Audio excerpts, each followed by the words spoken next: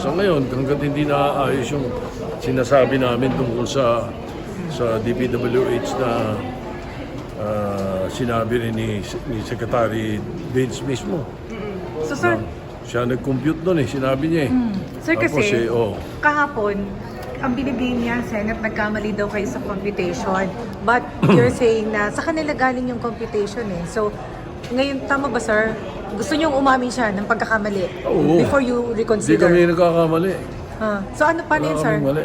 Hinihinga niyo siya ng apologies or admission? Yeah, I just received the notice, that he is drafting a letter admitting to the error.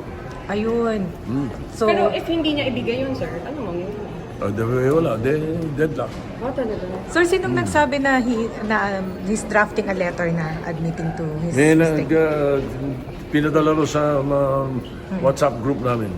And then, sir, bakit siya maggaganon? Dahil hiningi niyo sa kanya na umamin muna siya for you to reconsider?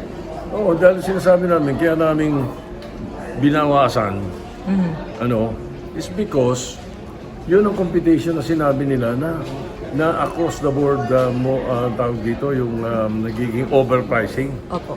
di ba? At maaaring maging kickback. O, di tinatanggal namin. Di ba?